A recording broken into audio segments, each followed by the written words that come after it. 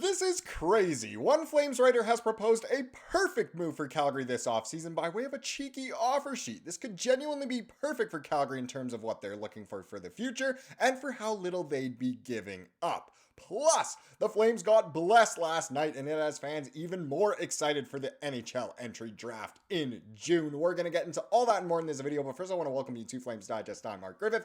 If you're new around here and you love the Flames, make sure you subscribe so you can stay up to date on all the latest news, updates, reports, and rumors revolving around your Calgary Flames. We would love to welcome you to the Flames Digest family. Come on, subscribe, join the Flames Digest family. Let's hop straight in and talk about this offer sheet mayhem. Now, the player that you saw in the thumbnail, you saw him in the intro, it's not like I'm the first person to bring this up. It's not like I'm going to be the last person to bring this up. Even the writer of this article isn't the first person to bring it up, nor will be the last.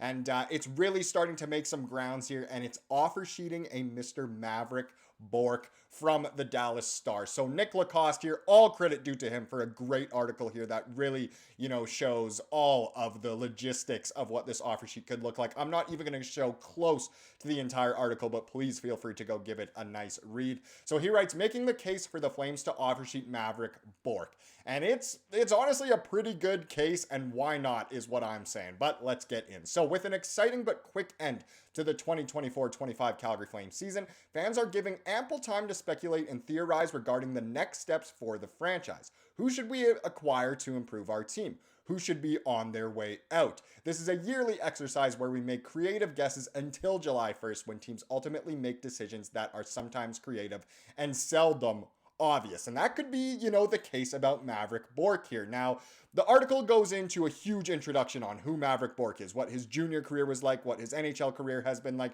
just the overall kind of guy he is and player type he is. I won't go over that. I'll just show you his stats from this year and a crazy stat as well. But he's just a really good player. Just know that. He was in the Lafreniere draft year and wasn't too far behind Lafreniere when it came in points in the QMJHL that year. So that shows just how good of a player he is. Now, if we get into his stats this season with the Dallas Stars, you might be underwhelmed a little bit. Just 25 points in 73 games, which I know isn't great. But keep in mind, he only gets less than 13 minutes of time on ice per game, and essentially all in a fourth line role with 0 power play minutes on a very stacked Stars team that likes to play their top couple of lines. Still not a bad player at all. Finished +6 on the year. He's 5'11", so not the tallest, but not obviously too short either. Not that that's a problem. 23 years old, so definitely fits that age range that Conroy is looking for. The Corsi for percentage of 74.1% this season is phenomenal. You always want to be above 50%. If you're below 50, you're really bad. Well, he is well above 50%, above 70% even. He's a really good player. Another stat from his junior career, this is from Mitchell Brown on Twitter, who tracks apparently some crazy stats in the CHL. So the craziest stat I tracked last season, not this season, but last season. Maverick Bourque of the Dallas Stars now shot or set up 38.5% of Shawinigan's expected goals at 5v5. That's the highest I've tracked in 5 years of almost 3,300 junior players in the CHL. Crazy. Out of all those thousands of players in the Canadian Hockey Leagues, I guess you can say the Canadian Hockey League, it's crazy that he's setting up almost 40% of his team's expected goals, which includes obviously their actual goals, their scoring chances, just their expected goals overall, which I know is kind of a bit of a soccer stat that not a lot of people love, but still, that is an insane stat, and that shows just how valuable of a player he is. But let's dive back into the article here and kind of see what Lacoste is saying here about Bourque. So, after all this introduction and all these crazy stats, overall, this means that Bourque's NHL impact is significant as a rookie. Bourque contributed to the Dallas Stars' fourth line strong metrics and played well with Wyatt Johnston, while Jamie Benn did not. Very interesting that already it seems like Bourque is better than Jamie Benn. When Benn and Johnston and Blackwell and Back did not play with Bourque, they were considerably worse on the shot front. This is great fuel for the Bourque offer sheet idea since he doesn't have a glossy reputation coming out of this year, even among Dallas Stars writers I've spoken with. Crazy. It seems like he clearly makes a very big impact and would easily be worth going for an offer sheet. This is the kind of player you try to acquire, taking advantage of their underwhelming present-day value, but betting on the significant track record. So true. So here's the expected contract versus the offer sheet compensation. This is what matters most to Flames fans and just the Flames in general if they are to make a move.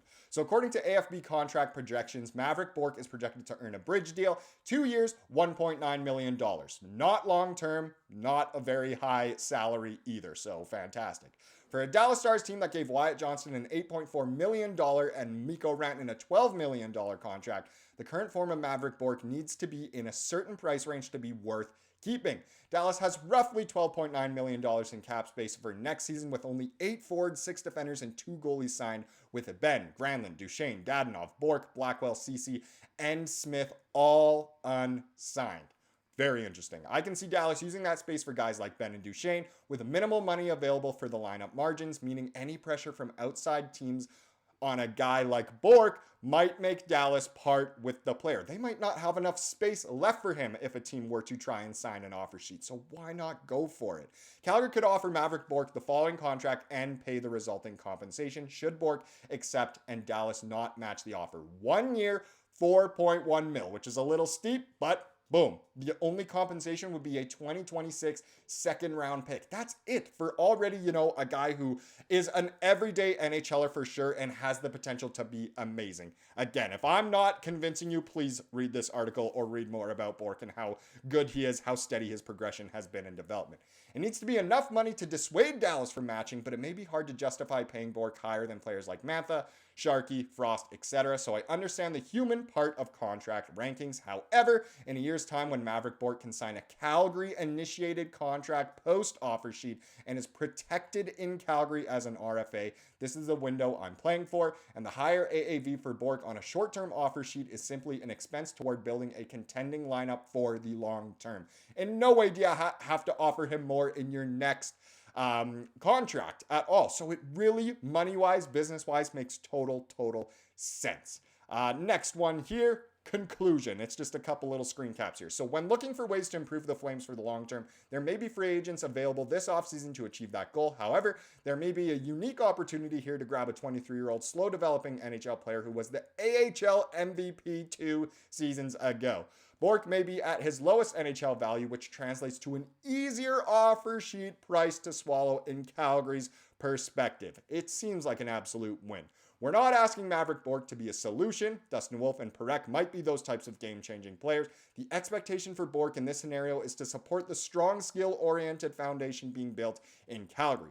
The opportunity cost of this offer sheet idea is a second-round pick.